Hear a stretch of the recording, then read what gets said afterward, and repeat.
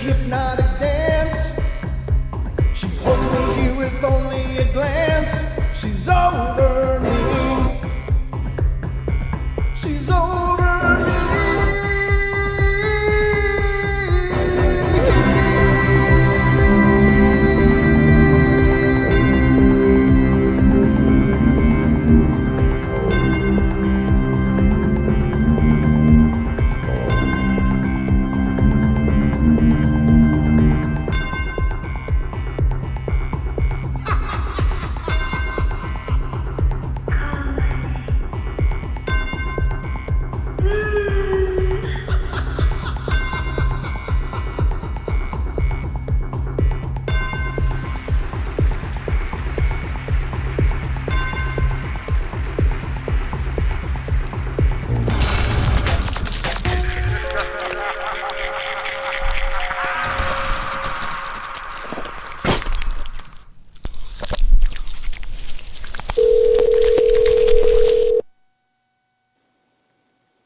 Ladies and gentlemen, welcome to the Paranormal Portal. The sound you're hearing in the background is that of the phone lines not connecting again. Why? Why, you may ask? I don't know. It's this technology crap. Oh, my God. Thank you, Microsoft, for the great stuff you make. Skype used to work brilliantly. For so long, it was an incredible program that just, it's easy. It's easy. And certainly then the Microsoft got their mitts on it and had to make it all stupid. But, I don't mean to disparage anyone. I know it's complex, all this computer stuff. Very complex. There's lots of systems working together, relying on each other and all that. And I get it. I understand. But my God, it just really frosts my attitude when things don't work. When they don't work, when they should work. Last night it worked, and now it doesn't work. Explain that to me. I just would love to understand, but there's not much I can do about it. So apparently we won't have phones tonight. I don't know. I got to work on this the next few days. Hopefully we'll get it all straightened out again, because Friday, Deb's going to be here, and we're going to be doing psychic readings to callers of the show on Friday night. So I got to get this all figured out by then. I'm sure I will. It's probably going to be something stupid underneath it all, but something must have updated somewhere that made it just ridiculous. But I don't know. I'll keep looking at it, but this is not, the show is not dependent upon call-ins, but it's just such a big part of what we do, and it's something I really enjoy. So when we don't have that ability, it's, it really bothers me because, if we choose not to use it, that's one thing. But if that choice is taken away, that is unexcusable. So anyway, that's the continuing dilemma of the Paranormal Portal. It always goes this way. It always goes this way eventually. But other than the phones, everything else is functional. The email still works if you want to reach out to the show. I see Digger's asking me if I got the pictures, but I didn't see anything come through. I sure haven't. So I don't know where you sent them, brother, but I don't see them here. Let me see. Did he answer me? No. I thought I answered him. Didn't I answer him? Let me see. Okay. Transport photos. Yeah, but the problem is, Digger, I don't know where you sent them. Where did you send these photos for me to get? Did you send them to paranormalportalradio@gmail.com? Did you send them through Facebook? Where should I be looking for them? Because I don't see them in the show email, which is paranormalportalradio@gmail.com. But you got to make sure you put in the radio at the end. If you just do paranormalportal@gmail.com, somebody will get it, but it won't be me. Unfortunately, I was never able to get that email, which would be wonderful if we could. But I guess I should keep checking on it to see if it's still active or not. But anyway, this is the Night Terrors, ladies and gentlemen. These are shorter format shows, just about an hour, and we talk about ghostly encounters primarily on these shows. And we're going to do just that tonight. So I hope you guys are all ready to hear about some ghostly encounters. These are great stories. Some of them are a little cheesy, but most of them I think sound pretty legit to me, and I can't say for sure that they are. These are stories that I've found through the years of combing through the interwebs and finding these incredible gems out there. So take them or leave them. I certainly don't mean to imply you should or have to believe anything, but I find these absolutely fascinating personally. So that's what I'm going to be doing right now. But I don't have anything else on the front end. So let's just say I hope you're ready, because it's time for bed.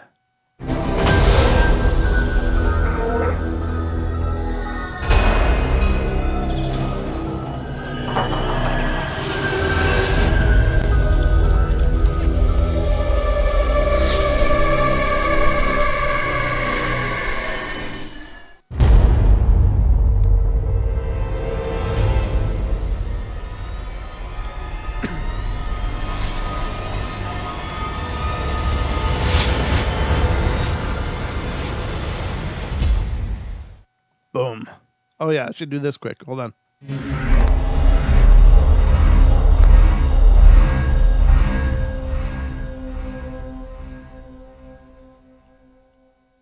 Ladies and gentlemen from the Paranormal Portal News Desk, thank you for joining us. We have breaking news.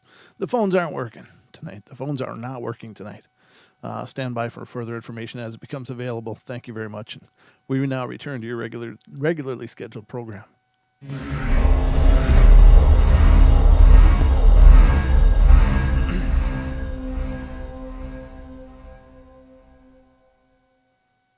All right, ladies and gentlemen, I just thought I'd do a news brief about that because that is breaking news. I just found out about that. So I don't know that I coughed. Maybe I did. I don't know. I didn't really mute myself over that the segue there. So if I did, it could have been. The only Kirsten, you're awesome. Kirsten Lee says, love Paranormal Portal breaking news. The only news I'll watch. Well, I'm glad to be your one and only source for breaking news. That's awesome. All right, so let's get to the entertainment part of tonight. All things considered and all the frustrating stuff that we deal with technologically here on the show. Let's have some fun and talk about ghosts and ghostly encounters. And here we go. All right, first one tonight is coming from Florida and has to do with miscellaneous, which means there's lots of different strangeness going on here. So this is a pretty quick story. So it says, first of all, I want to get something really straight. I am only 13 years old and I am terrified. Okay, for some bizarre reason, my family has always encountered ghosts. When my dad was a child, he lived in a house in Colombia. And it was pretty old, but I'm not sure how old. And then when he and my aunts would be in the kitchen, they would hear knock, knock, knock on the door of the kitchen. Well, they'd walk out and see what was going on, except when they did, they wouldn't see a thing. In the house, it is now a bank. Soon, however, the employees would hear things coming at them and knocking on doors. Even one said the ghost came from behind and pulled her hair. The security guards at night never wanted to stay there because the ghost would scare them away. Now we live in America, but I'm still scared. In my new house, I don't feel safe. I feel like something is watching me, and sometimes I wake up because I feel like something grabbed me. And yes, I've woken up and found out that everybody else was asleep. I would stay awake and turn on lights and look everywhere, and I always see nothing. I feel like I'm being watched all the time, and I even keep having different dreams that scare me. And now I'm really terrified, and I'm only 13. I don't know what to do or what that is that it's watching me. Please help me, somebody, please. I think this is a case where this probably be a family trait of sensitivity. And this story is from 2009, so she's quite a bit older now, or he or she is quite a bit older. But hopefully they've come to terms with their abilities. I think that's probably just sensitivity. They're just able to pick up on that energy, and they're drawing it to them like a beacon. I think that's, for people that grow up not really knowing about, psychic and intuitives and empaths and things like that. Those are the people that, are essentially have a pretty strong psychic awareness. I'm not real big on the term psychic, but it's a term we all know. So I'll use it for that regard. But, people that don't know they have it, they still, have that stronger energy field. And I think even if the people don't know they have it, the spirits do. So they will come and find those people because maybe they got something they want to share. Maybe there's a story they want to tell. Maybe they're looking for some closure, or maybe they just need help. They got confused and they don't know what the hell's going on. So I think these people come along and, these spirits seek them out. And it can seem, really kind of like The Sixth Sense. That kid was tormented in that movie. And that's, obviously a dramatization, but I think that, strong sensitives really are tormented like that and seeing visions that are, absolutely brutal that they can't possibly understand because they're young. And so it's important to learn how to turn that on and off, or learn how to control that situation so that they don't control you. But anyway, I think that's what's going on for this person. And I know it can be terrifying and horrible, but it can also be wonderful if they learned how to tap into that and dial that in so that they can help these, spirits. All right, next story is coming from Pennsylvania. It has to do with Ouija boards. This one comes with a whole narrative of a Ouija board session, so we'll see how this goes. Sometimes these can be pretty campy. They can sometimes be okay, but let's see what it says. It says it has to do with Ouija boards and seances, again from Pennsylvania. And it says, so, for as long as I can remember, I've been interested in Lucifer. What? Okay, the fallen angel, yeah, we're aware of who he is. And I've always felt haunted by something. Some experiences I've had were hearing my name when no one was around, being pinned onto my bed, having doors slammed around me, and my friend has heard breathing in my old room where I was pinned down. My friend told me to use a Ouija board. Wow, does this person like you at all? To try to contact the spirit. I heard of demons easily getting through, so I took my rosary and prayed to God, asking that he keep me safe as I contacted the entity that was in my home. I made my own Ouija board, and then I made contact. The following events happened. Is there anyone in the room with me? Yes. Are you a demon? Yes. Do you have bad intentions? No. Are you living? Hesitating at first. Yes. What is your name? It says BAE 10. Bay 10. Isn't BAE like baby? Isn't that like a bay? Oh, that's my bay. Isn't that right? I don't know. I'm not that hip, so I don't know what the hell people talk like. But it says Bay 10. Is that your name? It says yes. Oh, Bay 10. I got it. Okay. Are you the demon that was in my room the night I was pinned to my bed? No. Who was that demon? Give me that name. It began giving me complete gibberish. You're lying. That's not a name. Was it you that pinned me down? Yes. Was it you who was breathing when my friend was in the room years ago? No. What is the name of that demon? More gibberish. Lies, demon, you're lying. Was it you who was breathing at her? Yes. Was it you who was slamming the doors in my home? Yes. What is your true name? No response. Are you afraid of me? Yes. Are you afraid of the cross? Yes.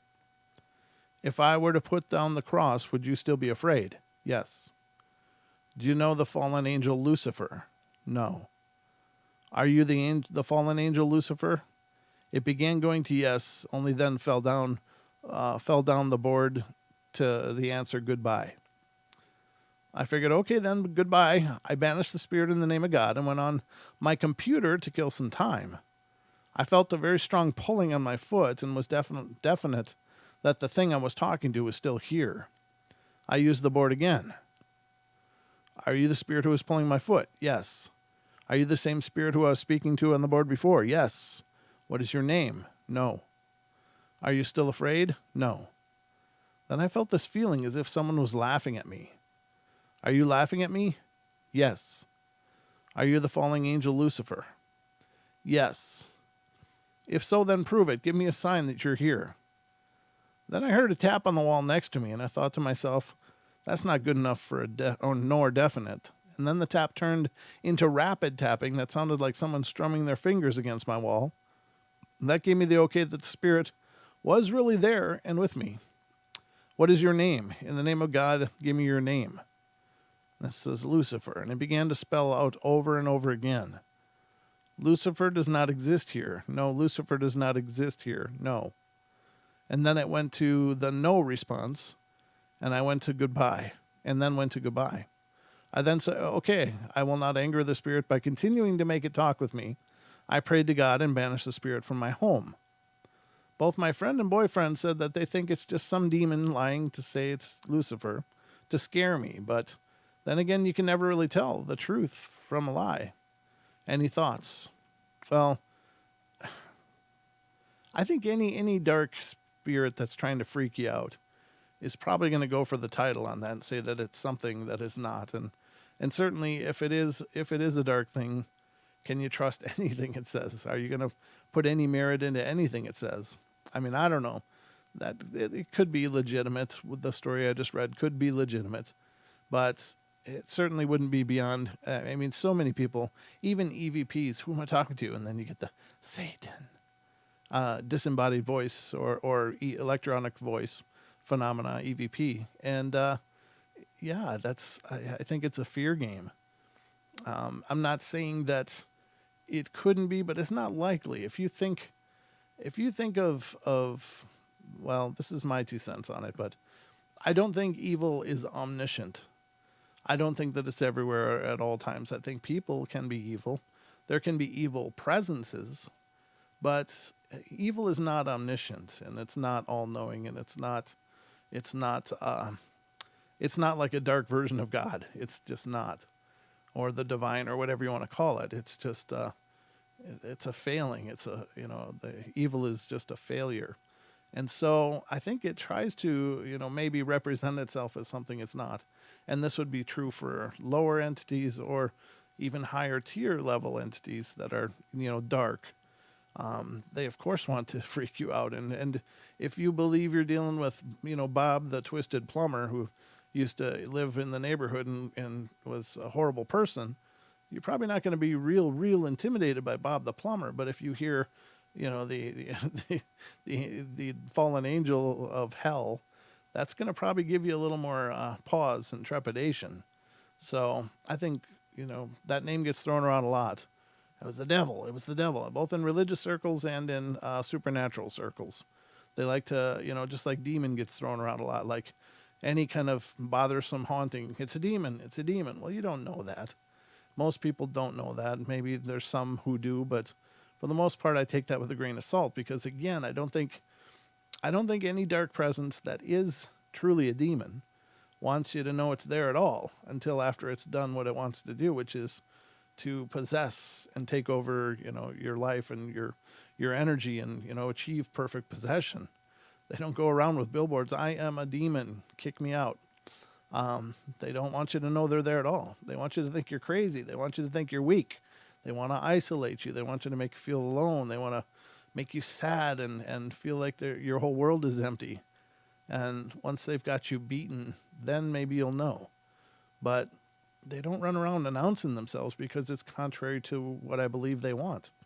And that is to control and take over your light, your life, And so I think the word demon is grossly misused in the paranormal. And certainly so much more so as devil. But anyway, just my 2 cents. I don't know. If you believe that's true, maybe it is. Maybe it's not. I don't know. I'm just telling you what I think. All right, here's another one, and this one's coming from Illinois. This has to do with family friends visits. It says in 1979, that's a long time ago, I was pregnant and living in a mobile home with my husband. We lived there for about a year, and my parents owned it before us. There had never been anything strange there until one summer day. I was in the master bedroom doing my makeup. The room had built-in dressers that ran the length of the back of the trailer. The top was like a countertop, and it was from one wall to the other with windows above the counter space, and in the middle it was cut out like a desk, and this is where my makeup table was. And there was a part of the top that was made to open, and it was like an old school desk. I stored my makeup and hair things in there, and when I was done, I'd put everything away in the drawer, close the lid, and leave my makeup mirror on top. This is the way I always left the room.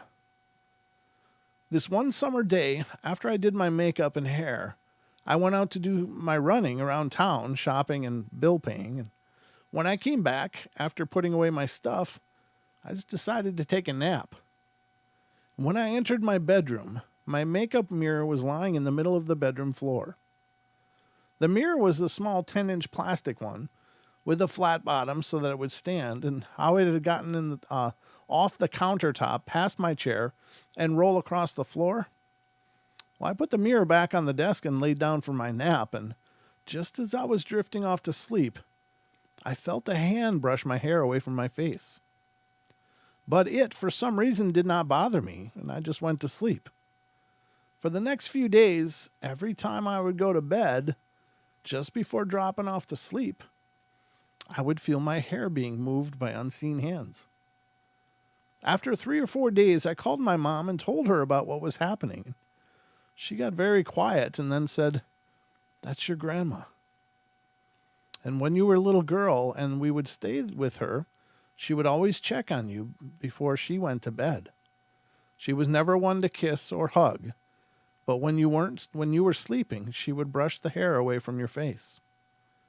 My grandma and I didn't get along very well, and I didn't know that she did that.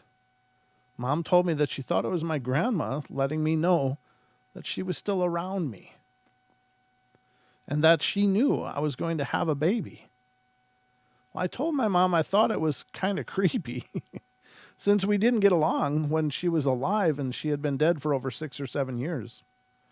My mom told me to get a small throw rug and sit in the dark closet and talk to her. Talk to her? You've got to be kidding. What would I even say? Be nice but firm and just tell her how you feel, was all my mom would tell me. So I sat in the closet and had a heart-to-heart with Grandma. I told her that it was nice of her to check on me, and that I was pregnant, that I was well and happy, and she need not worry about me. I didn't need her to stay with me. I wasn't scared, and she could still watch out for me from the heavens.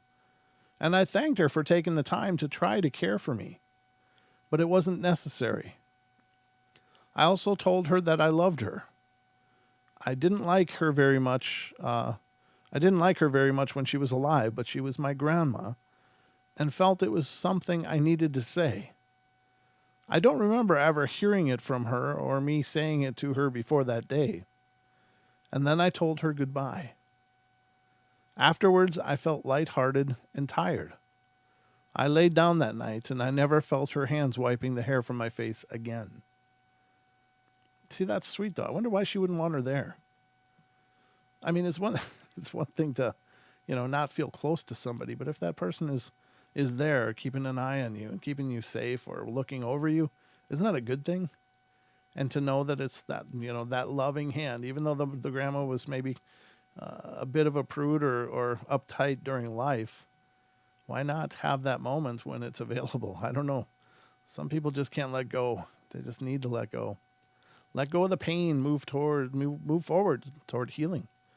That's an awesome opportunity to, experience that love that maybe you missed in life. Very cool. But I guess she didn't want it around, and the grandmother, of course, sounds like she granted that was her wish. So, all right, let's go to the next one, and this is coming from Tennessee. All right, and let's see. This one has to do with family and friends visits. So this is another one probably similar to the last one, but it says, when I was 17, my grandfather/hero died of a massive heart attack. Everyone in the family was devastated when they heard the news. And when I turned 20, my cousin Erica was 18, and she found out she was 1 month pregnant. Her and her husband decided to keep the sex of the baby a surprise. She had a dream that our grandfather showed up and asked her what she was going to name her daughter. When she was 4 months, she had another dream that our grandfather showed up in her dream again and asked what she was going to name her daughter. This time she told the family what she had dreamt about. Excuse me. My grandmother then said that she had a dream that our grandfather had told her that she was about to be a great-grandmother of a beautiful baby girl. At 8 months, she and her husband still hadn't decided on a name. She had the same dream again, but this time when he asked her for a name, she said Nevaeh. That's heaven spelled backwards. I don't know if that's good or not. Nevaeh. Huh. Heaven spelled backwards. Because if you do it backwards, isn't that like contrary? I don't know. Just me being stupid. And she told us about this latest dream and her decision to name the baby Nevaeh. In the next month, she went to sleep one night, and our grandfather showed up about 3 hours into sleep and said 2 words. It's time. She woke almost immediately, and at 3 a.m, she gave birth to my beautiful cousin Nevaeh.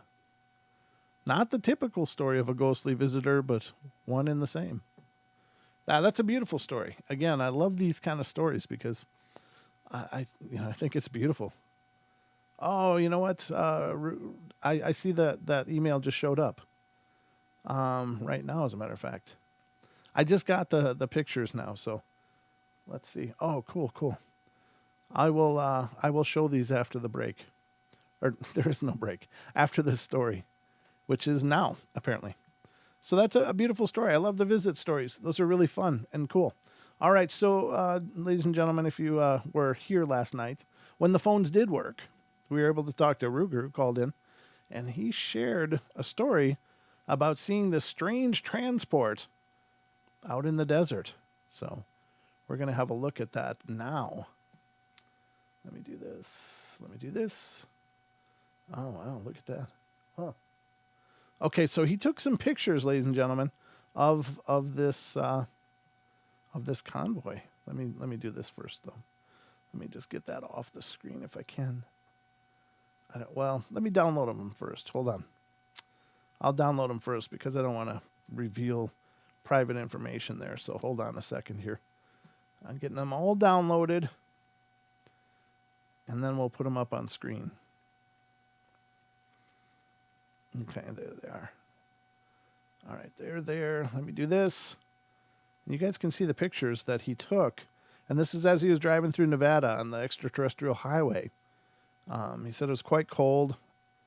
It looks like the high desert there, doesn't it? Okay, let me do this. God, I hope these show up right. All right, let's do this and then this. Let's move these. Let's move them to another folder. As long as I'm at it, I might as well get a little organized here. So just hold on a second, ladies and gentlemen. I'm going to put them in a show folder where I keep a lot of images. Paranormal image. Yeah, there we go. Call this new. Dun, dun, dun. This is me working, ladies and gentlemen. Okay. There we go. All right. Let me put them in here. And now I got the images. Okay, so let me put this back to here. Minimize. Okay. So I'm going to put these up. Don't miss any spots. What? I don't know what he's talking about. All right, here's the images that he saw. And let's take a look at them now. I hope it doesn't screw anything up here. Yeah, there we go. That'll be perfect. Okay, so these are the images that he captured as he watched this weird convoy of state patrol, and God, they are taking up the whole road. Whatever in the hell are they hauling? Who knows? And it might be just some military, secret kind of stuff, but that is pretty bizarre. Huh. It says oversized load. It's like, duh. It's taking up all the road and even more. It's taking up full lane and 3/4, and then it's hanging off the road on the other side. That's a hell of a load. I want to zoom in on this a little more. That is crazy. And you're right, it's just these strange shapes, huh? But you see these bars here, and it almost looks like some kind of what could be a fold-out structure of some type, but it could be something else. This could be that could be just a edging to protect whatever's underneath this wrapping too. That's pretty intense. Let's see the other ones here as he captured them. This one. Huh. Okay, let's get down here. That's really curious. I wonder why they wrapped it so tight. Now I don't know. It's coming from the Rachel, Nevada area. So that's the Area 51 area for sure. And so what would they be working on there? Other than, of course, it's advanced aircraft is supposedly. The U-2 spy planes was developed there. The Blackbird was developed there, and I'm sure other top secret projects that we probably never did find out about. The reason we know about the U-2 and the Blackbird is because I think both of which were successfully shot down as they were doing spy missions. So, or were captured, by the other countries we were spying on, and so that is curious. Wow. So there has been a lot of course, experimental aircraft developed in the Area 51 area, but this is another one here. But they don't seem, the good thing is they're not real tense about photos being taken. So that's encouraging. But then again, this is just an amorphous green something on a trailer, so that's pretty crazy. Wow. Yeah, that's cool. That's really cool. There's no way to know what they're hauling there, but that is curious. Very, very curious. And it's interesting that this sticks out here, whatever this is, but there's obviously a gap underneath here. My God, it could be anything, of course, but you can't help but think, is there a saucer under that tarp inside of some kind of a, cage holding it there and keeping it steady and safe as they transport it? You can't help but think that if it came from Area 51, of course, that's what, the hubbub's always been about, is secret stuff going on there. But there's no way to get any indication just by looking at these loads they're carrying. They're just huge, huge loads. Yeah, you got to wonder what kind of weight would that be. Huh. The interesting thing is if you had you could probably get, I wonder, well, if it's military, there's nowhere to glean any information. But that's really cool, brother. Thank you so much for sending that in. And again, going backwards through these images, yeah, that first one is really curious.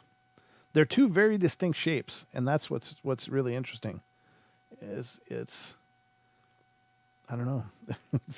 It's just a conundrum what these things could be. Well, whatever it is, you were there, man. You saw it. And that's pretty powerful stuff. And again, could just be some top secret military stuff. They're moving from the Area 51 area to a nearby base for development. Could be, any number of things. But wow, that's a cool catch. I think it's awesome you were there to see it. Really, really cool. Thank you for sharing that, and thank you for sending it. That's really exciting. I really want to peel back that plastic and see what's going on there, though. It's like, no, I want to know. Or that was Digger Dog. Yeah, that's right, Digger Dog. I said Ruger Ridge. I'm sorry, Digger Dog. Who was it that sent me that? Jesus Christ, I'm so bad with names. It's really embarrassing, to be honest with you. It really is. I'm so terrible with it. But very, very cool. Thank you so much for sending that in. And I'm absolutely floored. That's really cool. We don't know what's in it. There's no indication of what's in it, but it could be something amazing. They could be moving something amazing. Wow. That's really cool. Very powerful stuff.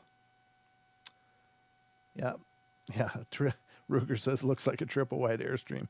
I don't think they're hauling the Airstreams that way. They'd be hauling them sideways going down the road. I know you're being funny, but yeah, that's pretty awesome. No problemo. Thanks, Digger, man. That's really cool. Wow. I don't know. They got to move that stuff somehow, ladies and gentlemen. So, I mean, I imagine, as we talked about on the show last night, this is kind of the off season. There's not a lot of tourists running around that area now. So, if they're going to move it over standard roads, this is the time of year they're going to do it. Wow. Very powerful, powerful stuff. We just don't know. That's the bottom line. All right, here we go. Okay, so here's another story, and this one's coming from Illinois. Illinois. And, this is sleep paralysis. Well, it's not too long. And we do talk about sleep paralysis, but we've talked about it ad nauseum here on the Night Terrors for a long time.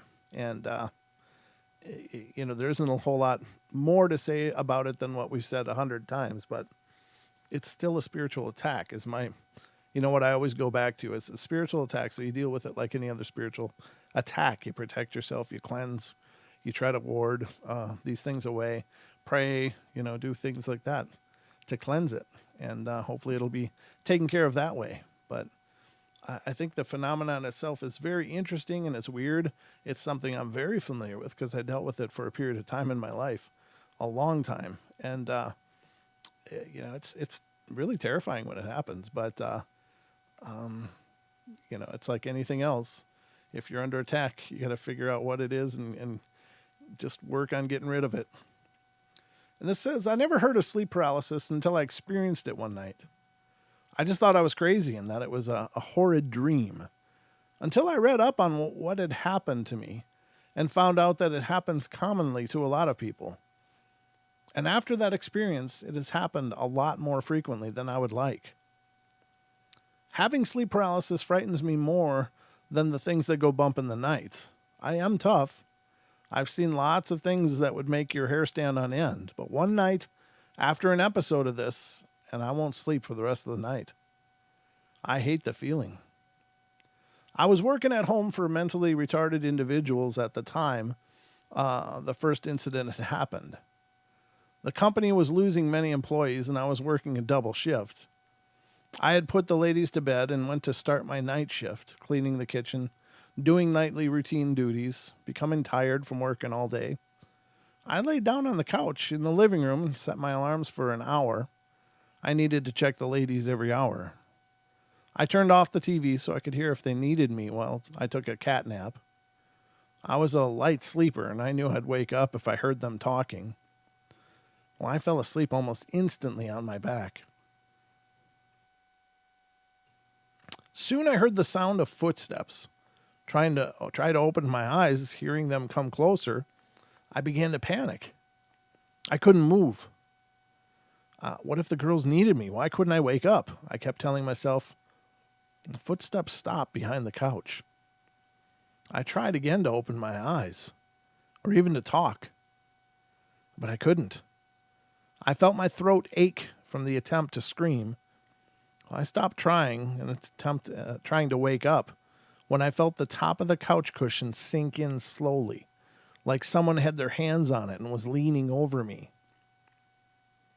It crunched as weight was added to it. The couch was leather, and you know the sound a leather couch makes when you move on it. Again, I fought to wake up. Obviously, one of the girls needed me. I stopped struggling again, and when I felt the hot breath against my face. Whatever it was growled low when it exhaled, and the smell was like nothing I have ever smelt before. I was scared now. This was not one of the girls, and I was not dreaming. The breath that blew over my face moved my bangs slightly. I remember exactly how it felt. And then just like that, it was gone. The hot breath ceased. The couch fluffed back up, making the soft crinkle sound. No footsteps, though. My eyes flung open, and I sat on the couch looking around the room. Nothing was out of place, and nobody was there. I ran to every bedroom, and all the girls were asleep just as I had left them. And when I checked the time on my phone, only 10 minutes had passed. I stayed up the rest of the night with all the lights on and my back to the wall. I hate sleep paralysis. Yeah, that's horrible. That is absolutely horrible. Man, that's tough. I think that's I don't know. It depends on the beliefs of the person, but if you're a Christian person, get something blessed that you wear, like some kind of, like if you're Catholic, find the saint of protection and get a medallion, get it blessed and wear it. There's plenty of other religions with specific, figures that are devoted to different parts of our lives.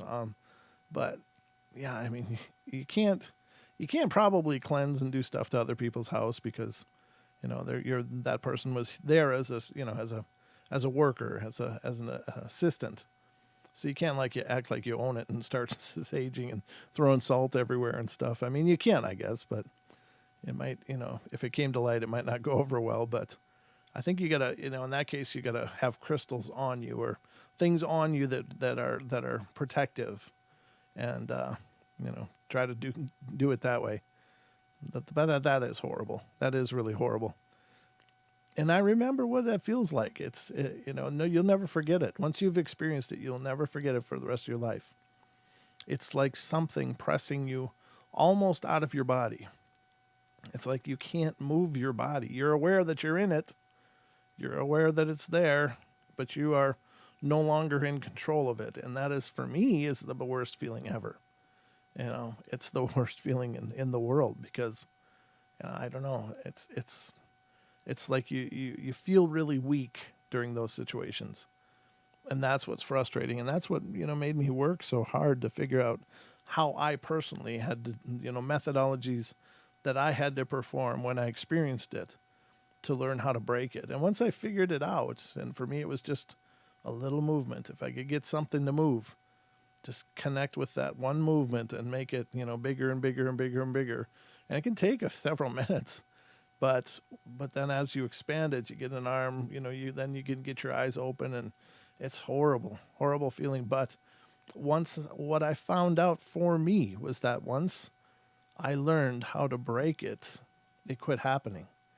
And maybe that's psychosomatic. Maybe it's, just my head playing tricks on me. I don't know. But it was real enough, and it always felt like there was someone there doing it. One time I was able to look a little bit, and I saw a silhouette in my doorway, and that was creepy. That's really creepy. But after I was able to consistently break it, and it's not like it just stopped, but it would come back, and I got to the point where even when I was sleeping, I could feel when it was starting, and I could fight back right away. And once I figured that out, and I'm not, patting myself on the back, believe me, but it's all that I could do. It's the only thing I could do. And then eventually it just quit happening.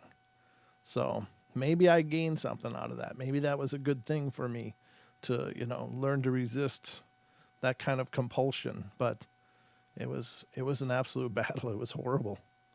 Absolutely horrible. I wouldn't wish it on anybody. All right, let's see how we're doing here. We got time for one or two more here. All right, we'll pull up a couple and see where we end up. That one sounds a little fluffy, but we'll see. All right. Well, no, this one's going to be it. This is going to be the last story tonight. It's from South Carolina. It has to do with haunted places. It says, when I was about 9 years old, my mom and I moved to a house in Johns Island, South Carolina, with her new husband, my stepdad, Mike. The house is extremely old and felt eerie the moment we moved in. A neighbor told us the previous occupants had experienced noises such as chains dragging, the rattles, almost like a rattlesnake. And he also informed us that the man who first owned the house had locked his wife and child in one of the bedroom closets, and they suffocated. And then he shot himself and supposedly didn't die in the house, but in the driveway. I don't know how accurate the story is, but it is what I was told. The first experience we all had was in the back door being wide open when we got home, even though we shut and locked it when we left. My stepfather said before we moved in, he awoke to someone grabbing his foot. He was very tall, so his feet hung off the bed. And when he opened his eyes, he saw a woman standing over him. He said he jumped up and turned on the lights, and she was gone. I had quite a few experiences in the house, but my mom never admitted the house was haunted until we actually moved out.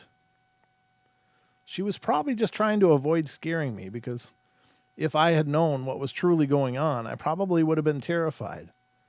But now that I think of all these happenings and read other stories that people talk about that are very similar to mine, it really verifies what I was experiencing was in fact paranormal.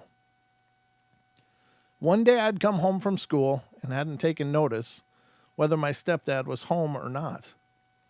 He sometimes parked his truck in the back of the house to offload dog food for his hunting dogs. My mom worked 9 to 5 p.m., so she was never there, but sometimes he was. So I came inside the house, started petting my dog, and went to my room, and all of a sudden, I heard what sounded like my stepfather calling my name. Thinking it was him, I ran outside to see what he wanted. To my amazement, he wasn't even home. I was there alone, and my dog's ears were perked up as if he heard it too. Well, this freaks me out, and when my mom came home, I told her about it.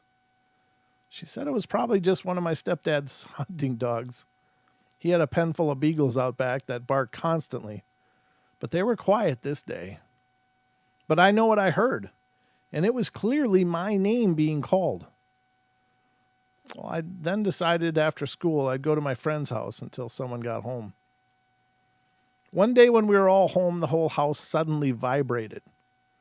I asked my mom if we had an earthquake, but she said it could have been a plane landing.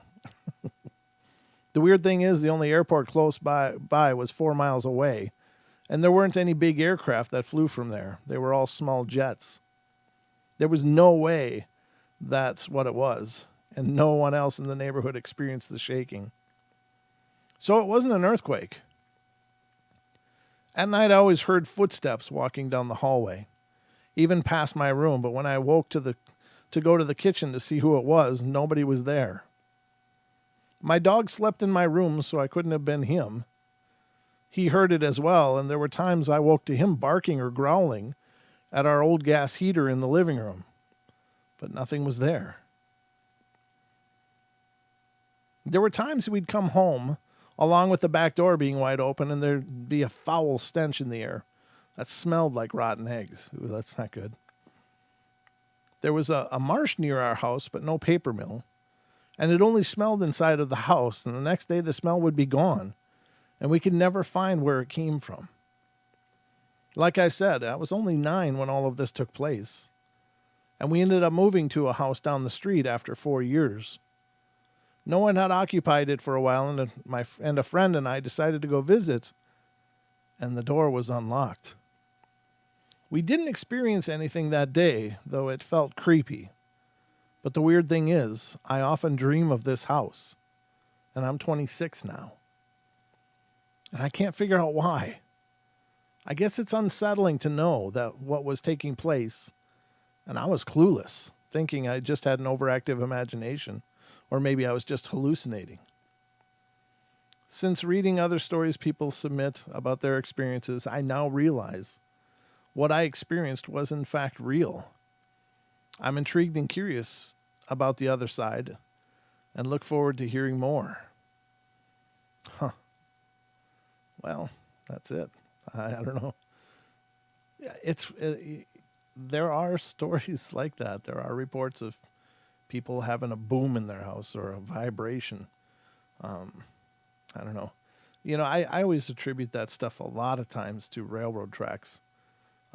It seems odd, but if you're in an old house, and maybe it's by virtue of the age of the house or something, that the ground is so settled and packed that even a train track that's like right now in this house, there's a train track about half a mile away, maybe just a quarter of a mile, but it doesn't run right directly by the house. But I'll still see things like my microphone wiggling like this and feeling a vibration as the trains are going by. I can hear the trains, subtly. So I know that it's trains that are doing it, but it would seem unlikely that a train a quarter of a mile away could still produce that kind of vibration. But it does. I'm absolutely convinced that it does. Unless I've been reading that all wrong and something else has been going on around me. But I think it's the trains. I think that's those vibrations go pretty far.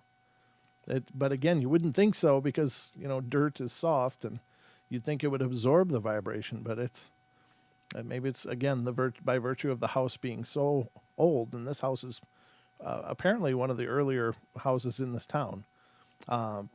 Maybe that's the ground's become so packed from, a century or more of a house sitting on it that it can feel those vibrations even that far away. I don't know, folks. You have to believe what you want to believe, but that's what I believe. You know what else I believe? I believe that's all I have for you tonight. Now, again, Monday, Tuesdays are not live streaming nights, so I hope you guys have a wonderful beginning to your week. I'll be releasing a new podcast, which is available on Spotify, iHeartRadio, iTunes, Pandora, Google Play, Castbox, Stitcher, etc. So that'll be out later tonight yet. I feel train vibrations here about 8 miles away. Well, there you go, Farm. Yeah. And it seems hard to believe, but it's a real thing. You're right. That's cool. And I'm glad it's not just me, and that's much further away than what I am from the train tracks. I was surprised when I could feel them here about a quarter to a half mile away. So I guess, it's possible. I didn't know it'd be possible from 8 miles away, though. That's a huge distance. Are you sure you're feeling trains? I think that's a little bit of a stretch, Farm. You might just be haunted, brother. All right. Well, that's all I got. So I hope you guys had a good time. Thank you so much for being here, everybody. I really appreciate it. Hope you have a wonderful beginning of your week. Monday, Tuesday off. Again, the podcast will be coming out. Again, if you are interested in Bigfoot and want to check out some incredible Bigfoot action across the pond, check out the Woodwose. That's Walking with the Wild Man Part 2, which is the new documentary that was just released at the beginning of December on Amazon Prime. And it's also the documentary that I narrated, the entire documentary. So if you want to rent it, head over to Amazon Prime. If you want to buy it, head over to Amazon Prime. It's there, and it's really worth a watch. They did a hell of a job. It's beautiful cinematography. There's some really cool evidence on there, and some pretty incredible stuff. So if you're interested in Bigfoot, head over to Amazon Prime. Look for The Woodwose, WOODWOSE. It's Walking with the Wild Man Part 2. It's their second installment of their documentary series, and I hope you check it out. And let me know what you think if you have, and please leave a review on Amazon. If you like the documentary, leave a review. That'd be really cool. So anyway, folks, that's all I got for you. Please always stay tuned to Facebook, Paranormal Portal Radio for any announcements, or my Facebook at Brent Thomas, or also check out Paranormal Portal Fans. It's a fans page that was started by Cha-Cha for all of you guys, and the conversation over there is really great. There's some amazing people there, and it's, I'm over there as well, and I know Don checks it out too, so we're always checking it out. But anyway, folks, that's all we got. Take care of yourself. We love you all. Be good, be kind, be nice. Take care of each other. Help each other out. Find the magic in every day, and remember to laugh as much as you can. And I'll be back with Don on Wednesday, and we'll tear right into it all over again. So take care, guys. Love you bunches, and sweet dreams.